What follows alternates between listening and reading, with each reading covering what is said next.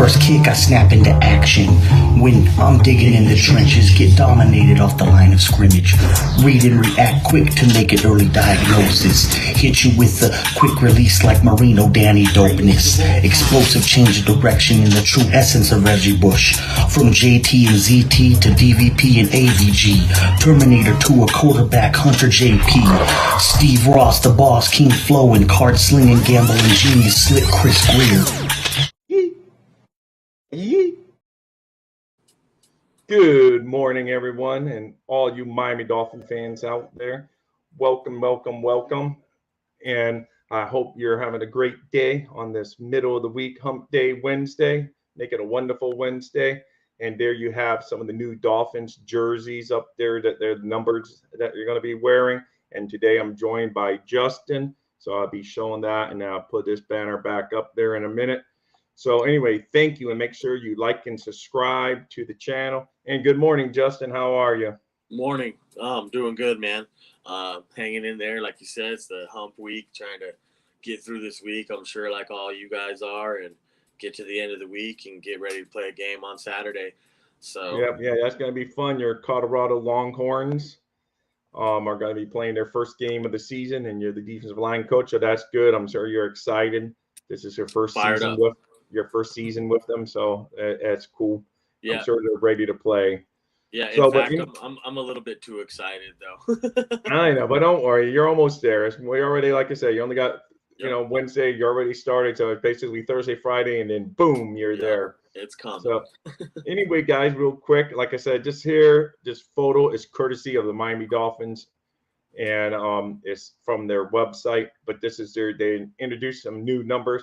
So the main thing to note there is you see number 0.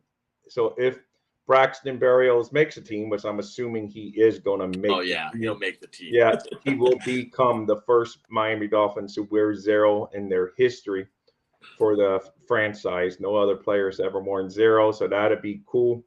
Kader Kahoud, you can see he changed numbers, so he is number 4. And Jalen Ramsey is going to wear number 5. Chosen Anderson. Choice. Yeah, Anderson. Hey, I want to call him Robbie Anderson, so I'm doing well. So do I. Anderson, he's going to wear number 3. Gaskin went back to his old number 37. And outside of that, I don't really see anything to shake up the world there, but that's just, just a little bit of some of the numbers. So we will see. Oh, and David Long will be wearing the old Brian Cox 51. So hopefully he reps that number well, hopefully. And Mike White seems to be a popular number 14 among the Dolphins backup quarterbacks. So he's going to be wearing that. But other than that, nothing, no players that you probably own jerseys for went and changed their number. So you don't have to be like, man. So at least that's all good stuff. And anyway, let's see. We got some comments already in the morning. Hey, G-Man. Good morning. G-Man, what's up, dog? To the house. So for you Florida sport fans, I'm more Miami Dolphins all related. But Florida Panthers are up 1 game in the second round, and the Heat are tied 1-1 in their round of playoffs. Want to know what's crazy about that Panthers thing is I remember it not what was it? I think it was last year. Didn't they win the President's Cup last year? Oh, I remember me. Yeah. The they won the record, President's Cup last year, and that's notoriously being famous with win that, and then you won't do anything in the playoffs, and that's what happened to the Panthers. So I think what they wanted to have happen last year might happen for them this year because that team is loaded. They're really good. That's a Florida Panthers team was good last year. So I think they got a good word for it because I don't watch hockey, even though we got a good team right in my. I mean, that's literally I could be. If you told me, Rob, I would be at that arena by the end of the show if I start. I mean, I'd be there quick. That's how close I am to that, and I just don't go to the games that much. I think they might have a chance to do some big things this year. We'll see if they can keep playing the way they are. So they're playing well. Yeah. So let's see. More comments? Yeah, from G-Man, of course. from the I'm awesome sure they will teammate. sell out a Feeney 57 jersey. I did not. I mean, let me see. Let me see. Did he really? Is he? Yeah, Oh, those are good. 67. Okay. I was gonna say, did he really get? I was gonna say, I thought that would have stood out to me.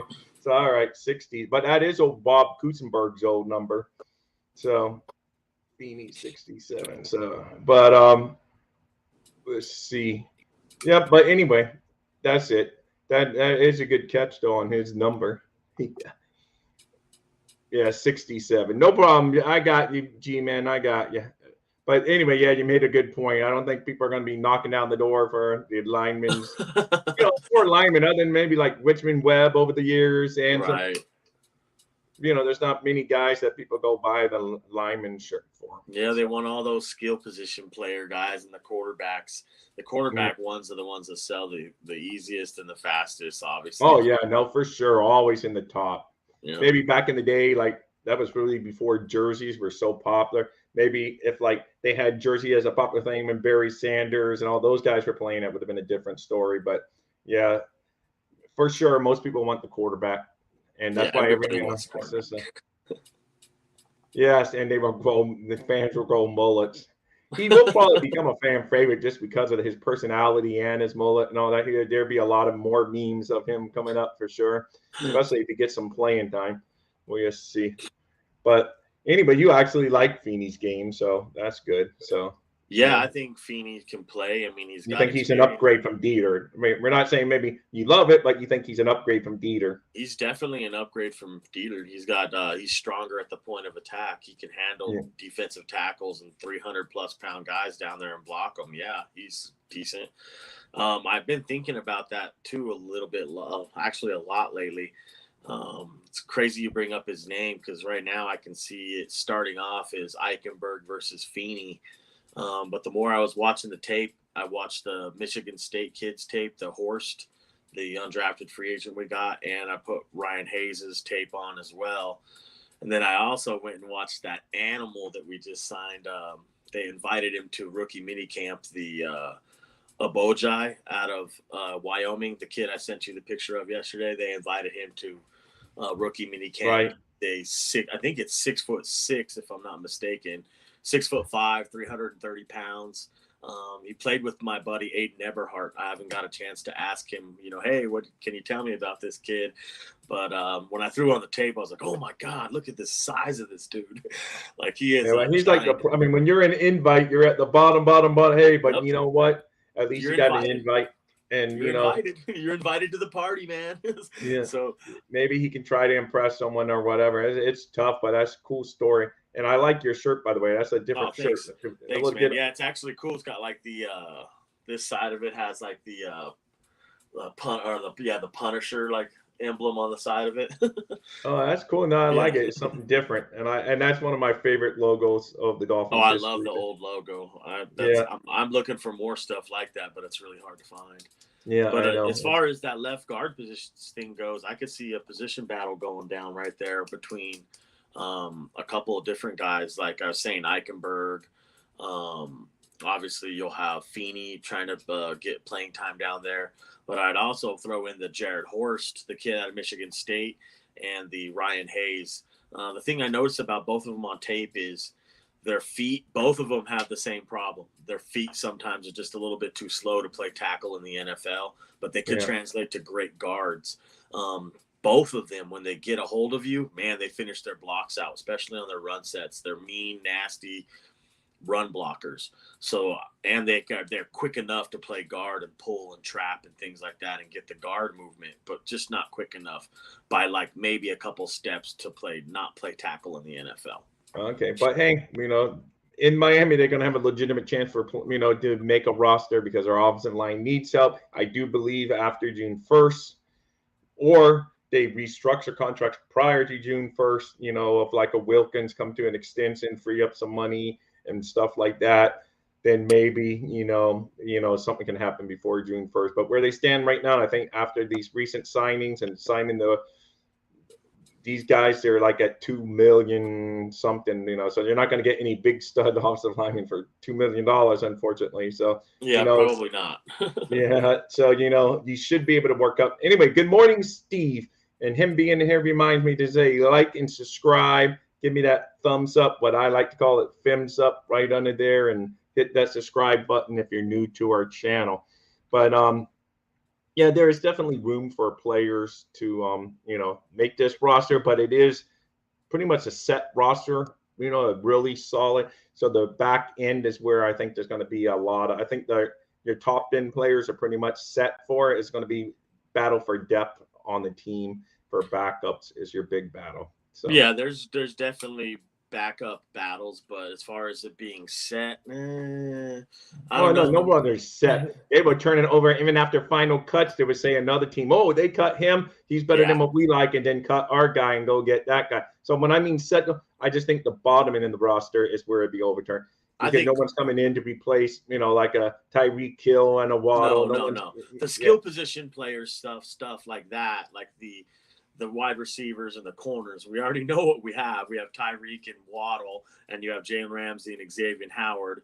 Right. Yeah, we're set out there. I'm not talking about none of that. I'm talking about the most important part of football, which is the line of scrimmage. We're not set at offensive line. No, not at all. We're not set at defensive line either, I don't think. I mean, I know everyone's like, what? You don't think we're set? Like, no, because, like, who's playing behind Raekwon Davis at One Tech? Because that's why we signed the Brandon Pili, who I watched his tape too. I mean, you were talking before it went live. He's 6'5", I think 6'4", 343 pounds. Yeah. But he moves really good for his lateral movements real well. I probably would have scored him somewhere in if I would have done his scorecard. I just got a quick look, so it's not an in-depth dive on his film. I would have scored him still in the upper 80s to the low 90s. So that's a great pickup right there. He's gonna play. And speaking of offensive line, just speaking off the top of my head, not looking at the depth chart, this is off Rob Mosley's brain, Dolphins Thirsty's brain. I would say there's 3 locks on the offensive line to make the team. Yeah. Obviously, you got Armstead, Williams, and Hunt. Guaranteed the locks to make the team. I think Eichenberg and Jackson are going to probably, most likely, they're going to make the team, but they would be in for playing time, starting battles, they'd be in battles, but I think they're probably going to make the team unless we really sign a whole bunch of people. So then that leaves, some other jobs, of course, open, like the Feeneys of the world going to battle. There's going to be a lot of backup battles and stuff. Who doesn't win the starting job will be that. But those are the 3 locks that are like, take it to the bank, that they're going to be, barring, God forbid, any injuries or whatever. Those 3 guys are going to be on the opening day roster, and then anyone else. Would you have any other names? I'm probably forgetting someone. Well, Jones is good. I think Jones will be on the roster. No, I agree with what you said. Those guys are locks automatically, definitely. But like I'm beginning to talk about when we started talking about I started out with the left guard position because I think it's one of the weakest. Here's the comment real quick. Justin, you like this jam? If you have O-line problems, I feel bad for you, son. Dolphins got 99 problems, but the defense ain't want him. Damn, dog, you're totally right. And the offensive line is definitely our biggest problem right now. It's the problem I've been seeing glaring since I've been in the Dolphins community. I've been banging the table. Oh, no, for decades we've been having issues. I mean, ever since like Richmond Webb and Keith Sims have been gone, it seems. I know it hasn't been maybe quite that long, but it seems like it's been that long that we've had good offensive. And I'm going to say, all these guys come in there and they compete. They do their best. But it may not even be them. It may be coaching. It may be the way we scout. Who knows? But for whatever reason, it's been decades since we've built an offensive line that's just reliable. That because one game they will wow you and think we've arrived, and then the next week they're just back to what they were doing, messing up, doing holdings, missing assignments, not getting on the block. So it's just crazy. So I think it's got a lot to do with being consistent, and then they're not catching a lot of luck either. Let me kind of explain myself here, short-winded as I possibly can. When I mean they're not catching any luck, I mean right when Eichenberg was starting to actually gel and play a little bit better, he wasn't wowing anybody. But for an offensive line coach and a guy who knows down low, he was playing a little better. In the Lions game is what I'm talking about. Then he got hurt. That's no luck. Austin Jackson got 12 snaps into the season, and he got hurt again. So then this is the kind of thing I'm talking about by not catching any luck. So they're not catching no consistency because sometimes you just need to get lucky with a couple of these guys down here. And now, you also got to get lucky in the draft sometimes. And the Dolphins, for whatever reason, cannot land any luck because sometimes these guys, and yes, You can scout till the end of the world. And yes, there's skill in scouting. There are eyes for talent, but so many of these people have the guys rated the same high. And if we didn't take, someone else would have taken them in the first. So, we taken these guys at 5 picks because other teams would have taken them, and then they miss. And then some team takes a flyer on the guy on the 6th round, and then they hit. Pro. He's an all pro. Yep. All pro for the next 10 years. And then they look like geniuses, but everyone else, including themselves, passed on them for all these other guys. So there's really no magic pill, as like Mike McDowell. There's no crystal ball that, if you could look into the future and says, oh, Richmond Webb's going to be an all pro type, let me draft him, it would make a job a lot easier, but we don't know, because you can go be best football program. I mean, look at Eichenberg. He comes from a history of a school that produces great offensive linemen. So you think, oh, okay, we're really getting a gem here. And he's come in and he's struggled. And I'm not writing the kid off. I'm not writing any of the guys off, because it'd be fair for anyone else, because I can't say, oh, Tua, but write off Austin Jackson and Eichenberg in the same sentence. You have to stick with them all and, develop them. And we'll see how it goes this year. So that's how I really feel. It's just like you just said. It's the luck of the draw. We don't know what's going to happen right there, who's going to be an all-pro and who's not. But I will say this for them, and I'm not making excuses for anybody. Tua goes in the same line of questioning and of like statements. Eichenberg and Jackson, they haven't had consistent offensive line coach. They've had 3 different offensive line coaches in the last 3 years.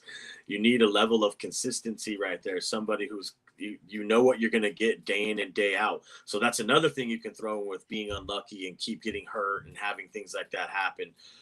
What's this? I can't read the whole thing. He's saying, I find it ironic they didn't pick up. This is from G-Man, everyone. I don't find it ironic. Jackson and Noah's 5th-year option, but the man who drafted him still has a job for life, basically, in Chris Greer. Yep. I think if it blows up this year, he won't have a job for life. And if it blows up this year and he doesn't, then I know he has evidence on Ross for sure. So I think this year, this team is built to win, and I don't think Ross has been 100%. I know you get mad at him. Oh, Ender's in the house. House.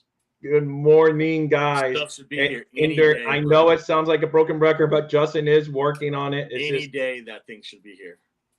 So he will get it out to you. Just send him your DM. If you're on Twitter, DM Justin, and he will get your address and send it to you. Info.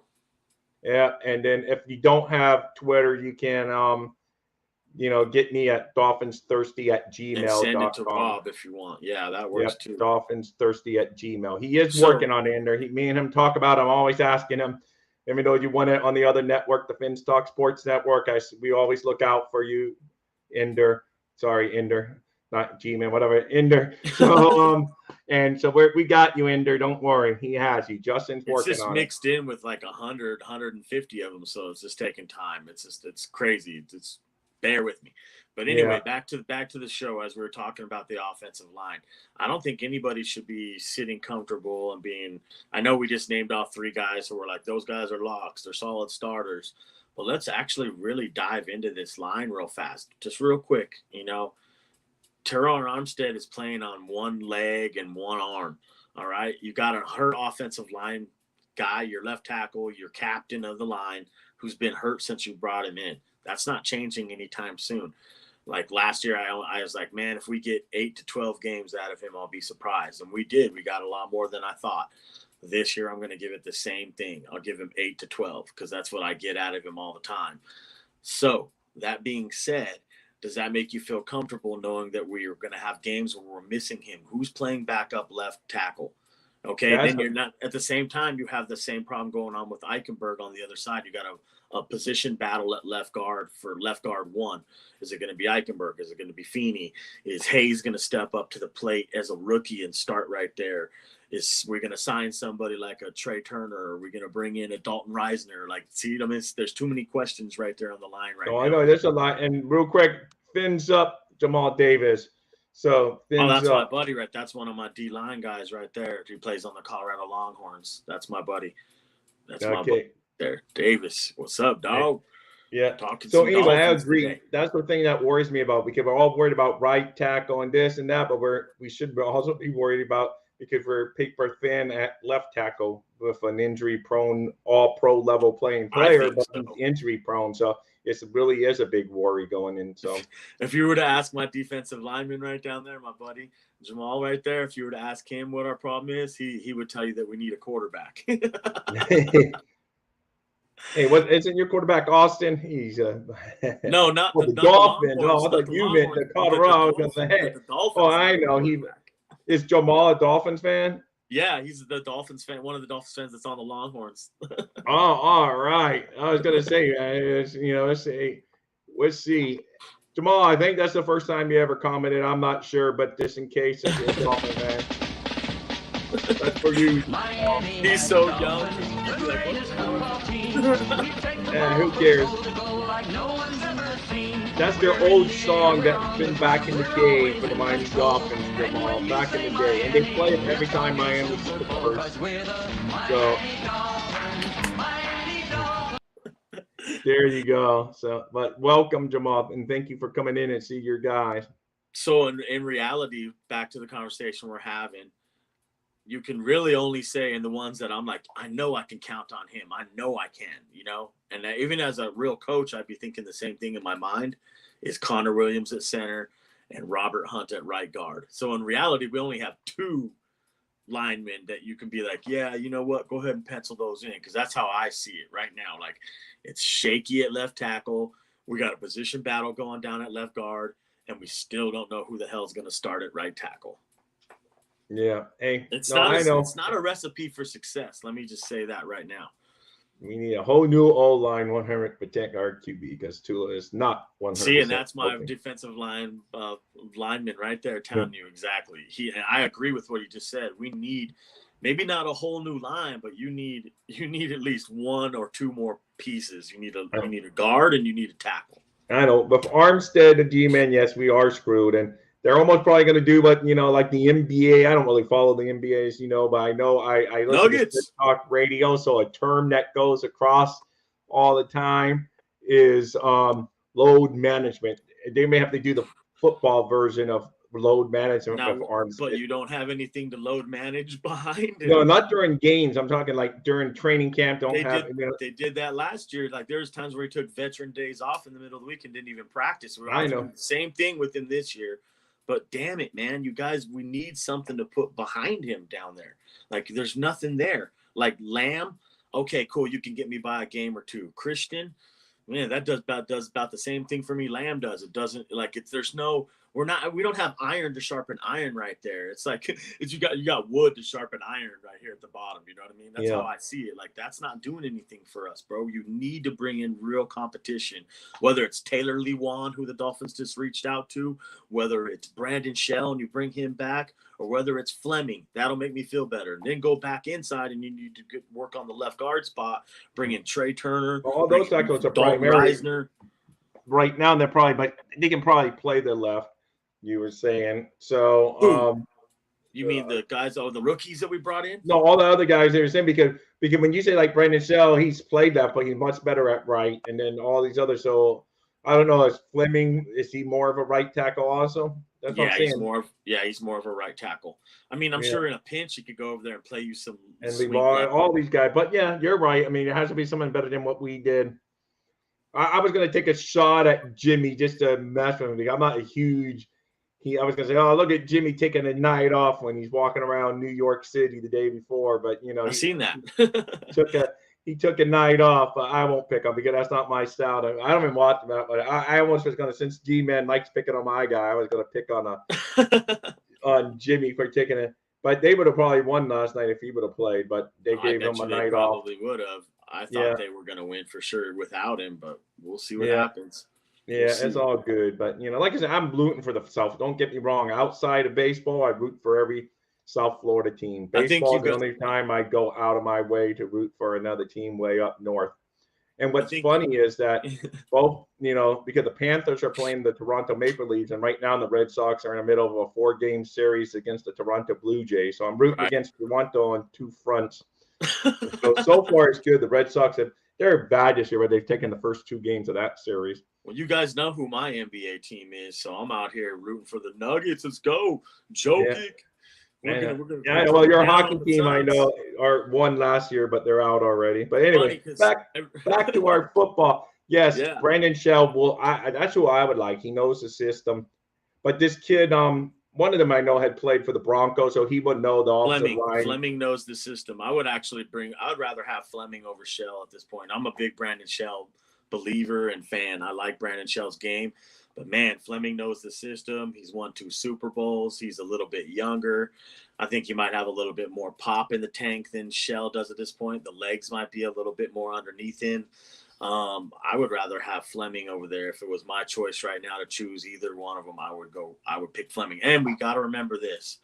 After we get out of June, July, and you go through camp, you're going to have cuts. There's possibility there might be a right tackle for Hat on the board that we could go get that's going to get cut. Maybe even a guard. We could get lucky. Yeah. So how did he play in Denver? I know you kind of just covered it, but honestly, yeah, he played really well when he came in. I watch every Bronco game because they're local here. So after the Dolphins play, the Broncos are on it too. That's what I watch.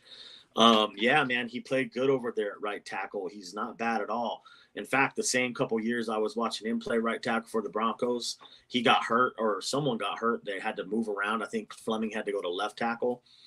And they actually had this kid, Elijah Wilkinson, came in and played right tackle, who I think is a free agent right now, too, if I'm not mistaken. Elijah Wilkinson. Someone look up the name if you want. Tell me if he's a free agent or not.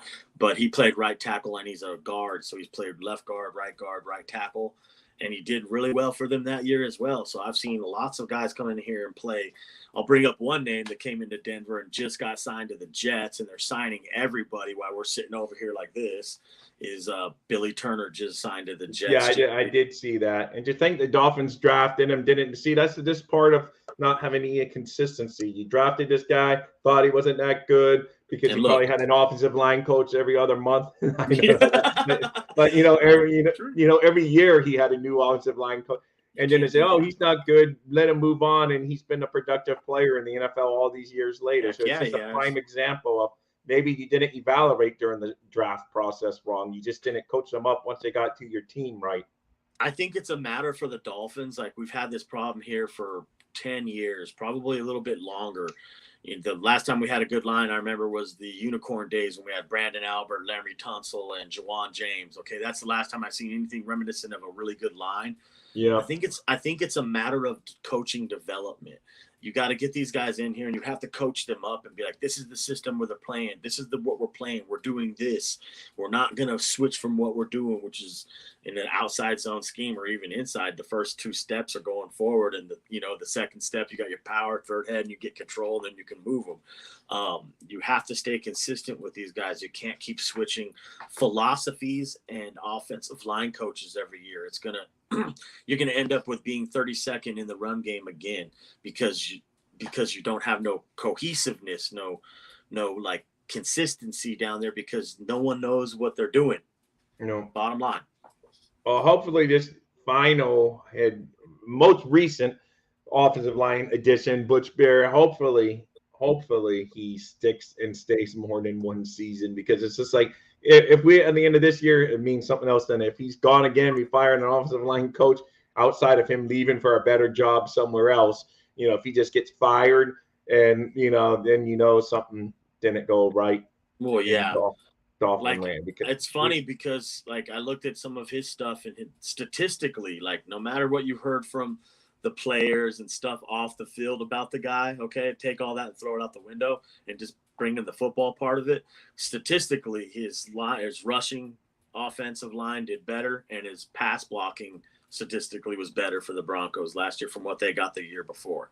So I'm hoping for a little bit of a jump, especially from the pass blocking part of it, because the Dolphins were ranked 32nd in pass blocking grade as far as PFF goes. I don't know how far you take that, but that's what they ranked the Dolphins. We're dead last. Let me repeat that, in pass blocking. And you guys think we're going to win with that crap out there right now, with a dude playing on one leg and one arm and inconsistent, can't see the field. Austin Jackson shoulda, coulda, woulda been as his tackles. We need tackles. They did sign Randall Cobb there. That was this morning. Yeah, they are the Green Bay Packers retirement home. I know, exactly. That's how teams operate when they get someone from the other team. That's funny. But like I said, we're going to see, man. The Jets are going to be a tough team. Obviously, the Bills are still a tough team. I believe the Dolphins are a tough team, and you can never rule out a Bill Belichick because they're not, they're not like a typical bottom dweller division team. They're, maybe they're going to win some games themselves. So it's a very tough division, very tough throughout, and every Sunday is going to be a battle. If the one thing the Dolphins cannot have this year is an extended, because every team's we're gonna lose some games, but what you have to do is avoid the 5-game losing streaks and the 7-game losing streaks like we've had the past 2 seasons, and you just got to avoid that. Like in baseball, they say you need that ace. We need like an ace to come out there and say, okay, we sucked last week, but this week we're going to shut it down, and our losing streak is going to be minimal, because you can't be losing 4 or 5 games in this division in a row and expect to compete. The reason why we went on that losing streak last year, and you heard it from me right out of my mouth from the very beginning. If you want to go back and watch a tape on Finn's Talk Sports Network when I was on Bobby's stuff after the pre-games, you should go watch them, because I talk about it week in and week out after the whole loss 5 times in a row, what's going on. It started with the Texans game, okay? You let them start getting into it, coming back on you, and you didn't shut them down. You got to have a closeout mentality. Once you get your foot on the gas pedal, don't take it off. Not only that, but right out of the horse's mouth, okay? McDaniel said himself, maybe I didn't run the football enough. That's exactly why we lost the games, okay? Because you didn't run the football when you needed to. Anything under 3rd and 6, I'm running the ball. I'm running the rock until you're like, you don't start picking them up, and then it'll go from 3rd and 6 to 3rd and 5. If you don't get those, it'll go from 3rd and 5 to 3rd and 4. Yeah. See what I'm saying to you? Like, we're running on 3rd and 4, we're running on 3rd and 5. I know. Until you consistently show me you can't do it. Well, no matter what the magic pill is, you got to. And yes, thank you to both G-Man and Steve for pointing out the Jets signing Randall Cobb. Thank you guys. Always good, because we don't try to give you guys our attention. Don't be on Twitter while we're here. So thank you guys, Vince. But anyway, no, I agree, but you just got to avoid that losing streak. No matter what would help you win games in December more right now? Oh, running the football and whatever. Okay, running the football. Good defense, which I think we're building. We got it's going to be coached up by Fangio, and we got, I think we're going to have a good, solid defense. We were playing good defense last year and just didn't do what we needed to do, which is run the ball. But, right. That's it. But in combination, though, it wasn't complementary football. So it has to be complementary football. Let me get back to the next point of this. We already talked about the offensive line, how shaky that I think it is, right? That we're kind of sitting on 2 legs right now, which is Williams and Hunt. Let's go over to the tight end spot. Let's get over to the tight end spot and figure out exactly why we couldn't run the ball consistently last year. Let me point at the tight ends right there. You had Gesicki out there looking like a dancing. I don't even know. We know he's gone. He's on our division. He's gone. No, you were never a fan of him, but he's gone. So there's no reason to pick on him anymore. So anyway, blocking. So that inconsistent blocking you got on the edges last year, I don't think you'll get that this year. I think you'll get more solid blocking out of Siebert and Smythe. They're both good blocking tight ends. So you're going to get people to be able to get locked down on the edges out there when Gesicki ain't getting that one-on-one block. Siebert's going to get it. Smythe's going to get it. This is going to make a big difference. Oh, let me throw this in here too. Higgins downfield blocking is going to help us, don't you see? Because they're going to be like, well, is he going to block? He's going to block for pass. It's going to give them a level of inconsistency as far as what to call on the defense. Right. It's going to get them to think. Then when they declare to us, like, hey, we're in a coverage defense here, we can run it down their throats by putting a 12 formation out there with 1 running back and 2 tight end sets. We didn't use a lot of 12 formation sets last year. And then when we did, they were inconsistent. You didn't get a lot. That's why Mike McDaniel didn't want to run the ball. So anyway, like I said, and you brought a very good point about, if for nothing else, not having Gesicki out there and having tight ends that can block better, it's the look.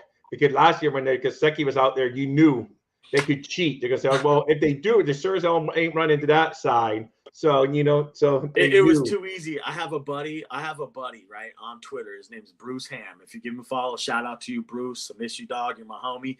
I told him since we signed Gesicki, he's like, why don't you like him, bro? Tell me.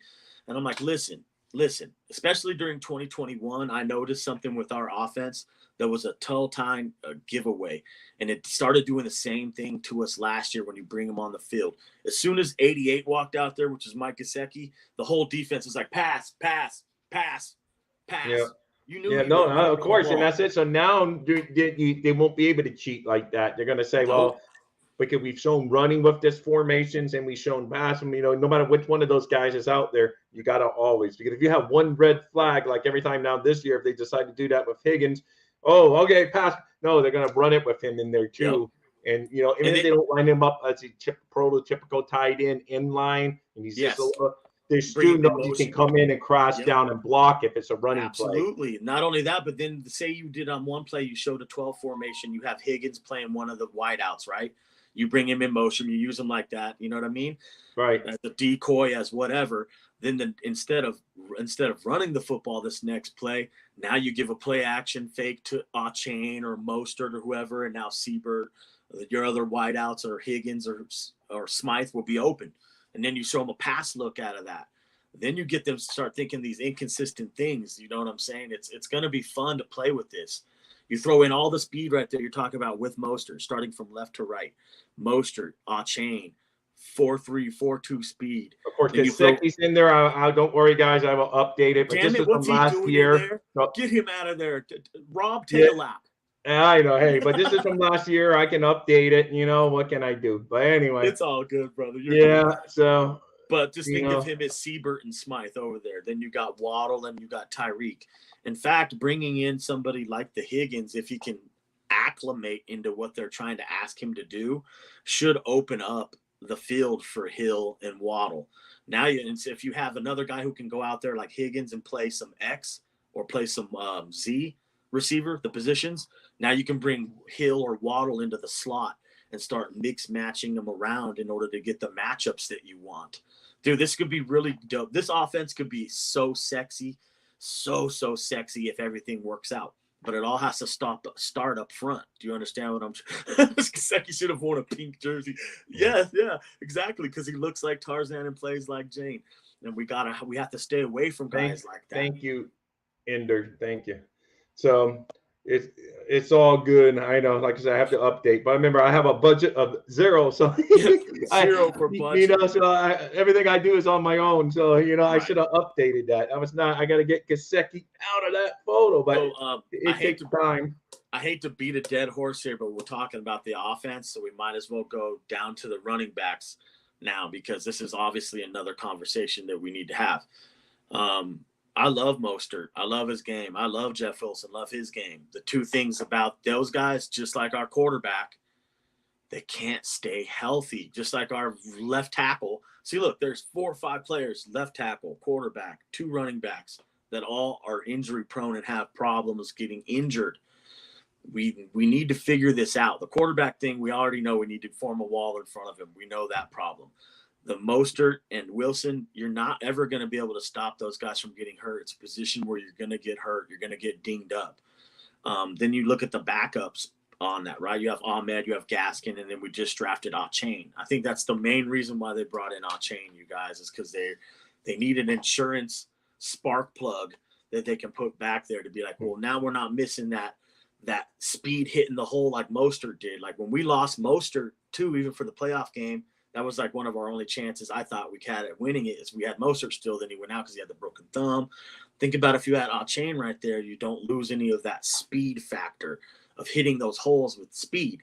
Like Wilson, you're great and all, but you don't hit it like a Mostert or like Achane does. They hit it fast. And that's what you need on some of those plays, some quick hitters. I don't know about that. No, I like Davis because I know he doesn't get the glory plays, but I think he gets up there and gets dirty. So I'm not giving him I can't see the side of the screen, but is that G-Man out there giving out the pink jersey? G-Man saying that the next one goes to. Boy, I'll tell you what, the next pink jersey I've had handed out forever now which went with Gesicki was Jerome Baker. But he's excited to play in this defense, so let's see what you get. He played really well last year. Played a lot better than I gave him any credit for, but he's still weak in traffic. Like you got to be able to stack and shed as a linebacker. You can't just drag around a dude like Charles Harris and let him, like you have to shed the blockers at the point of attack. That's my only knock on Jerome is you just need to play in traffic stronger. Yeah, look at that. Look at his Higgins, 6'3", 235. And you know what? I think he can gain 10 more pounds. He can gain 10 more pounds and be 245 and stronger and a willing blocker. He's a willing blocker now. And thank you for the comment there, sir. Thank you for the comment and welcome to the show. Make sure you guys like and subscribe, and a big thumbs up to you all. So I didn't want to cut you off, but we had a new, but we already played the Dolphin song once today, so I won't flow it out there again. Don't torture these listeners.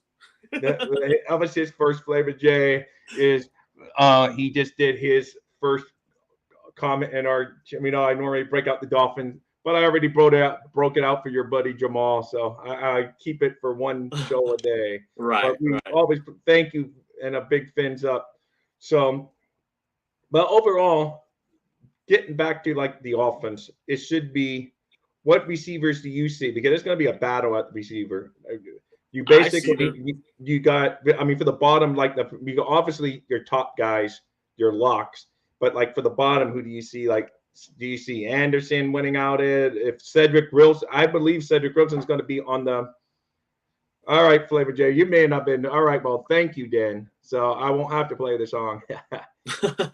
And then that's awesome. I would have thought that's a good name though. I like that name. But anyway, so like I said, the receivers, obviously you got Waddle and Hill, 2 guaranteed ticket to the bank, guaranteed picks, to be in the team. And then I think Barrios is going to be in there because of his punt return ability and what he brings to the table. He could be a good in the slot. So that's 3. So we're gone with short field. But you got Cedric Wilson. But to me right now, he's almost guaranteed to be on the team just because of the money. You can't cut him. You need to trade him. So I think if they find some team giving him a 7th round draft pick in the year 2027, they would take it to get the contract off the books. But they have to find that team willing to move his contract because Barry Jackson, always good. He's good on those cap numbers. He was saying it makes no sense for the Dolphins to cut him. They would still have to pay that'd be a $7 million dead cap. So you can't take that kind of a hit. Yeah, you need to find a trade partner for Wilson. I think I see a battle brewing over there at the 3rd wide receiver position between Barrios, Anderson, and don't forget about Craycraft. Craycraft and Easy E. That's what I see. And you can go ahead and throw the rookie Higgins in there too because he can play slot. But I think they're trying to play him at tight end. I think Higgins is here to take all the Gesicki snaps. Anything you've seen Gesicki playing last year, that's where Higgins is going to play this year. Yes. Yeah. Don't forget to like and subscribe. Share with all of your friends and family. Tell them about Dolphins Daily with Thirsty and Digging. Hit that like. You check out dolphinthirsty.com. I do it all for free. You go to my site. It's not going to be bogged down by advertisements. Nothing on there. Nothing to sell you. Just fun Dolphin stuff from the heart. It's all fun and good over there on dolphinthirsty.com and some Dolphins trivia stuff up there and anything. And if you guys ever just want to write and give your thoughts out on the Dolphins, give me and I'll post it on my site. That's what we're here for. We're all fun. And yes, Steve Malloy, who's another guy that has his nice show every Tuesday night. I always have to say a little disclaimer at the end, but it's a great show. 7:30 p.m. Tuesday nights on the Fins Talk Sports Network. And the reason I need a disclaimer is I'm his co-host. And we have a lot of fun, and we talk all things Dolphins. And it's always good. Some of you guys have been in there, you've seen us, and maybe that's how you found me over here. So I like it, guys. Thank you very much. But anyway, with no further ado, Justin, what were we talking? Oh, receiver battle. So do you see, who do you see the odd man out? Say if Wilson, if he gets moved, that helps things out a lot. But if he doesn't, you would like to move Wilson. He's the odd man out.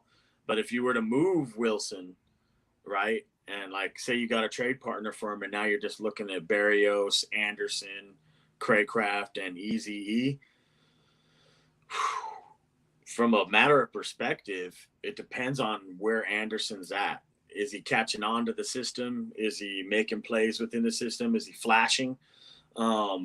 then I think it's a two-headed race between Berrios and Anderson, and Craycraft and Easy E can take a back seat. But if Easy E's coming in there looking like he's really gained from last year, I hope so, because he took starting a to backseat to shine. the Braylon kid they would put in over him, So Yeah, Braylon Sanders, you probably shouldn't even forget about him in that mix that's too. why I want to throw Braylon Sanders in there too. He So can be in it's the mix as well for this third wide receiver position. It's about whoever's going to give you production, and not only production, but I don't just mean a bunch of deep catches and touchdowns. I mean, we throw you a 7-yard slant route and you take it for 21. Yeah. Like, what can you give me yak yard wise? Can you give me yards after the catch? Because that's what you need out of that position. Yeah, and I think they're going to find ways to get Devon A-Chain, All-Chain, however. I've heard two guys argue on how to pronounce his name, All-Chain or A-Chain. All I know is I'm off the chain for A-Chain or Off-Chain. Keep those chains moving. That's what I say. Keep those chains moving. But anyway, I find they will find a way to get him the ball. I think they're gonna have him lined up out wide as he gets to know the system. He's gonna do all kinds of stuff. I think you're right. I think you could see like a lot of 2 running back sets, whether it's 22 or 21 formations. And they'll motion him into the slot as well. And they'll play with Higgins the same way, put him as an X, motion him into the slot, take Hill and move him somewhere. Man, you could have people running all over on the backside of the defenses trying to figure out who they're going to cover. And the way you do that is by throwing them the ball out of the backfield like that. Have All-Chain line up at receiver, you throw him a smoke. Have All-Chain line up at receiver, put him in motion. Can you imagine when you're a deep defense and you see that you get Waddle, you get Hill, and you get this kid line, and you're like, oh my God, they got speed for days. And then I'll give you another example. What you could do with All-Chain is you put a 2-back set running over there, right? You move him into motion in the slot. Yeah. And then you put him in motion and you hand him a jet sweep. Oh no, kind of like what they did. He doesn't have, but I think he's stronger than he looks because he may not be the power like the Debo Samuel and 49er land, but he can do some of that, maybe not the constant pounding that he took, but he can, I think he'll be able to do that. I think he's going to surprise some people who are like, he doesn't break tackles and doesn't have the power. The first running back he runs through and runs over and runs around, and like the dude doesn't get a good angle on him because he's hard to tackle.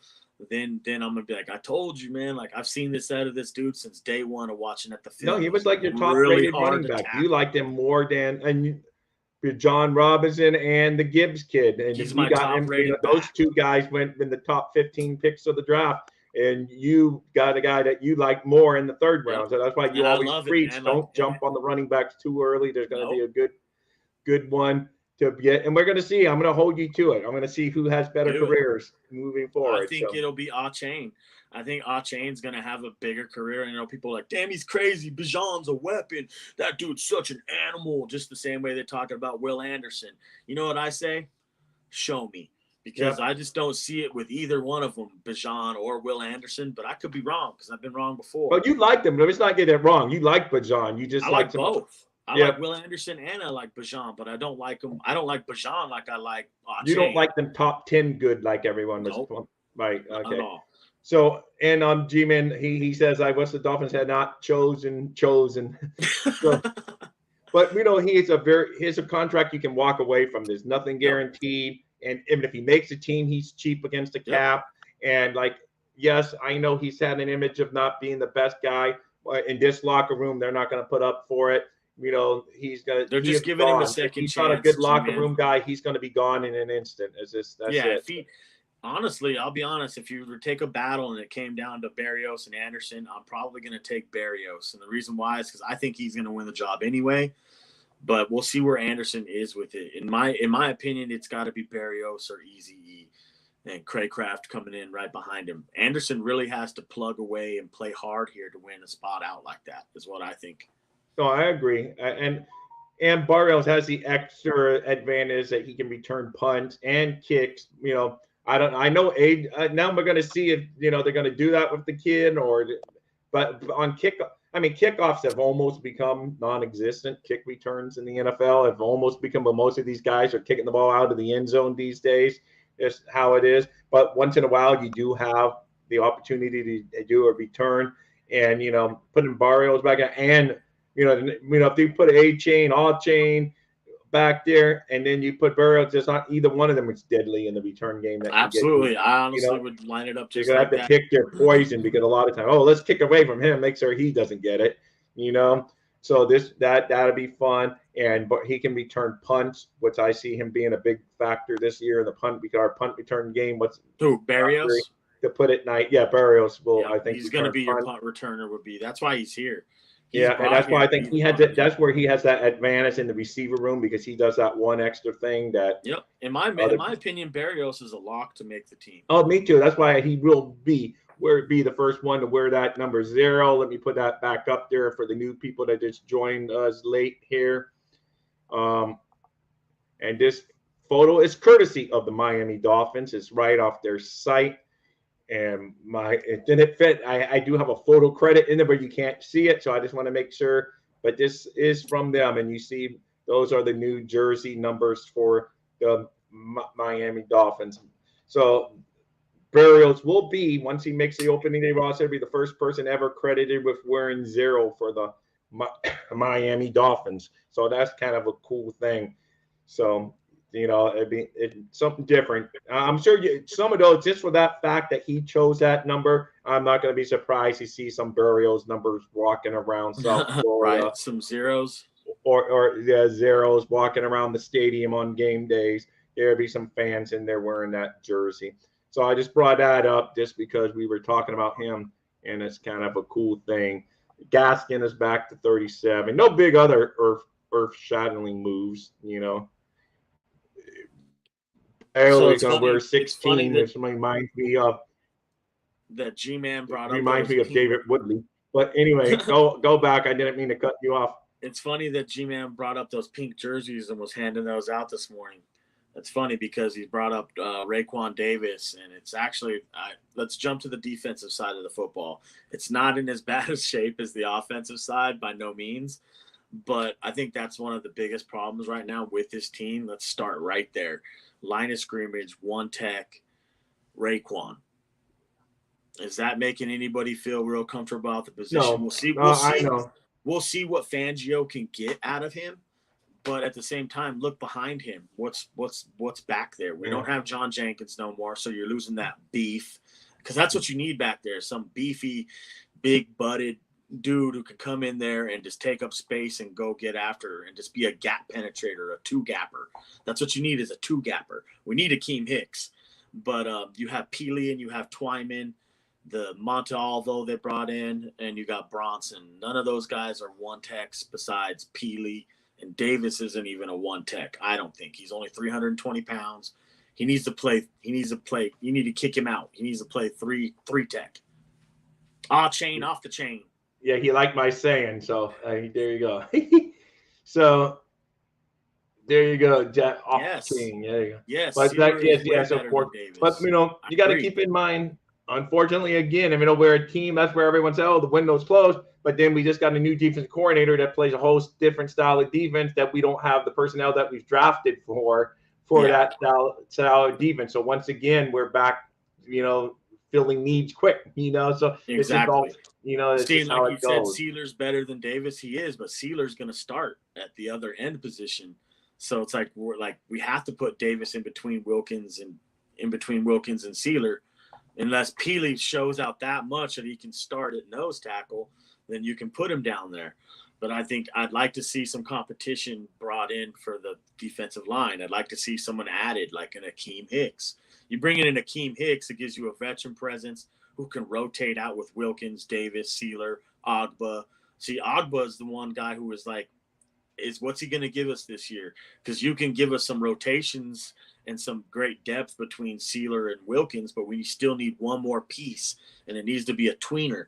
And what I'm saying when I say tweener is someone who can give you one tech and three tech. Okay. So I need someone who can play both. I know. But, like I said, it's a work in progress, but, I think Fangio will get things figured out. He knows he has his personnel that has to work. He knows defensive backs are critical. I think that's why we kind of concentrated on defensive. We added 2 quality, added 1 in the second round, added 1 by trading for Ramsey. So, corners, are needed. And there's the one thing we can all agree, Chris Greer said, normally we can't, but you can never have too many corners in this pass happy NFL. Like I said on the show last night, we're going to be facing Aaron Rodgers tries. We're going to be facing, Josh Allen tries. We got a game against Patrick Mahomes. So it's not going to be easy. And, we need those corners. So we're going to be happy. And I'm not worried about playing time for Cam Smith because he's going to get out there. I think you guys are all going to be really happy because now you have no clue with what a Vic Fangio defense can do with 4 corners, maybe even 5 that can get out there and run and cover. Now that gives you an opportunity to pin your ears back and have 4 defensive linemen go in there and rush the passer and be effective at it. Because now their coverage on the back end is going to leave eventually someone's going to come loose on the defensive line. The linebackers are going to be a big part of this. And I think that's why you see Jerome Baker excited to play in this defense is because Jerome Baker could have huge sack numbers this year. Huge. I'm talking double digit. Yeah. Look at this. Chris Greer to wear a pink suit. Hey, that's the one guy I will pick on in the Dolphins. Yes, I can be accused of being a homer at time. I've been a fan for a long ass time, and I complaining about them's not gonna fix it. So you might as well enjoy the off season. But yes, Chris Greer is the one guy that I don't know why he gets so much, love from Ross because he survived different coaches. He survived different this and that. He just always Ross keeps him and gets rid of the coach. And it is what it is. So he just needs a little bit of luck, bro. Like these things, I know. I tell you, trading for luck, Chubb, trading for Ramsey, that all comes with a little bit of luck. If this theory, like F the picks, what I'm talking about. F the picks theory. If it blows up in his face, it's not going to be good because we don't have a first round due to one trade. We would have had 2 first round picks. Of course, tampering took away one. And the other was, is basically Bradley Chubb. Just need to shore up the line of scrimmage, and this team's ready to go. You just need to shore up the line of scrimmage, and this team's ready to go. You go add in a couple more pieces, like I said, like a Fleming and a Reisner and an Akeem Hicks. Reed. What number is Malik Reed? I wasn't paying 47, attention. I think. Okay, what's it? That's a little weird number, but hey, I see. Yeah, you were right, man. You got a memory on you, son. You got a memory on you. 47 Breed. There you go. So Glenn Blackwood. I always be late. Like, say, when I see Smith there, I think of A.J. Dewey. I know he was also Jake Long, but I think A.J. Dewey. Yeah, when I see 82, I really go back. I think about Darrell Harris. So it's just funny when you see some Dolphins name like this. Like funny. I said, to me, when I see 4, I think of Reggie Roby. So it's just funny. It's just funny. When I see 77, I think of Jake Long. I know. That's what I figured. You would probably think of Jake Long, but I think of A.J. Dewey. 67, I think of Bob Kuechenberg. It's just funny. It's just when you see those numbers, like to this day, like 51, I think of Brian Cox. So it's funny. I even think of 5. I think of Louis von Schaman. Those are really showing my names if there's any fans. Wow, that was one right there. Yeah, Steve would know all the names I'm saying, but that's just funny. Those are the names I think of when I see some of those numbers. I mean, to this day, I'd be watching the game and I still think of those players when I see those numbers pop up. Malik Reed. He actually played very well under a Fangio defense in the past. Dude, he's a really good pass rusher, bro. That dude's low key, real good. He's good with his hands. He's got speed. He can turn the edge. He's got good bend. He can play the run a little bit. He's good. Yeah, I think he may be a hidden. He's one of my, how we always have like hidden surprises for the year. I think he might be the diamond in the rough this year because if you look at his back, he didn't do well when he moved after Fangio's defense, his number, because he took the money and went to other teams. It just didn't fit his game. But when you watch him back when he was on the Broncos, he actually had better pass rush numbers than Chubb did. Yeah, so, he was, and now they're both teammates again too. So I'll be honest with you, I'm excited to see Malik Reed hit the field and see what he can get for us. I'm excited to see Chubb in his second season reunited back with Vic Fangio. Well, I hope so because he's gonna open it up, man. Just watch, dude. Linebackers mean a lot to a Fangio defense. I think he likes what he has down there because he likes the athletic ability that a Long and a Baker and Chubb and Phillips and all these guys bring. Can't forget to throw in the mix of the Malik Reeds and the Andrew Van No, I Giegels. like it. Like I say, I hope Chubb, we're almost at the end of our show. You got to get to work, but I just hope that I hope Chubb, because like I say, Bradley Chubb, the player, I like. He's on the Dolphins. I like him. I just wasn't a big fan of the trade because I knew we needed some of those assets, and I knew we were going to have to give him the bag because you're not going to give up a first round pick and not have him finish out the season like they do in baseball and walk away and then go sign him on, give up your prospects and then sign a half-year deal. They were going to make sure they signed him, so they signed him. And I know at the time they thought they may win the Super Bowl last year. Was their thought? We're all in. We're close. We just add this, and we're going to be over the top. So I understand their line of thinking, but as so I'm paying in hindsight. But I didn't like the trade the night of it that much. Other people did, but I hope he does play out well. I would have preferred to kept that pick, not so much because I don't like Chubb, but because I didn't want to have to give him the bag when I know we have a whole bunch of other money issues that we need to be paid. I think the one thing that I can look back at and when I'm looking at the defense right now, the way it's constructed, I already know what Fangio does. I know the style that he's getting ready to bring.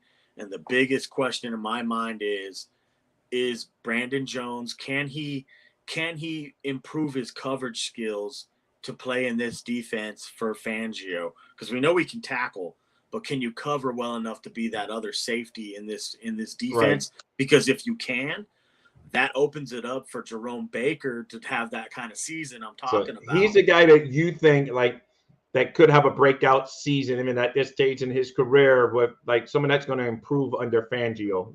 If you had to pick a couple guys that are already on the roster, not that we added this offseason like a Ramsey but someone that's on the roster that played for the 2022 Dolphins, who do you think would benefit the most from a Fangio defense that you just think, he's going to be a natural for this? Jerome Baker. Okay, there you go. So that's good. And then look, he's going to say, all right, G-Man, you got to make sure you come up to our show every time after a loss. Yeah, I want to start handing out those pink jerseys. Hopefully there's not too many losses, though. Hopefully there's not too many losses. And you'll come tell us who your pink jersey award goes to. Because I give helmet stickers, I call them. I give them helmet stickers every week when we win. Right. So I would take the positive route, and you can come on the negative shows and tell us who you give the pink. This dude gets a pink jersey. Yeah, so I give helmet stars to the good during the wins, and you come there. I love it. All right, so make sure, G-Man, that means you got to stay loyal. Keep on coming to the Dolphin Thirsty Network here. Anyway, guys, with no further ado, we're going to end this show today. Justin got to get to work. I got to get food in me, so we're both on the same page on that front. Guys, make sure you like and you subscribe. Justin, do something talking for me, Justin. I'll get my go away banner here. Oh, man, you guys, be excited. We're building toward the future. We're a couple lucky drops of the dime away from us maybe doing something. I think the good things are coming for the Dolphins. Let's all just stay positive. We got a good defense getting ready to come in here. It's been proven with the coordinator we've gotten. All we need to do is fortify the little bit of the line of scrimmage, get a running game behind our quarterback, and I think we're going to be just fine. In fact, better than fine. We've got tons of speed out on the football field. Just thinking about the Achane, Hill, Waddle combination and everybody moving around on the field out there has got me excited, throwing the Higgins and all that. It's got me excited. And thinking about hopefully the offensive line gelling. Yes, the future is now. Let's go out there and get this thing done now. Let's sign some of these veteran players to fortify the line of scrimmage like Akeem Hicks and a Reisner and a Fleming. And let's go win this damn thing. Let's go do this damn thing. All right. I like that. And on that note, it's Fins Up, Dolphins Fins up, number guys. 1. Let's go. Let's go.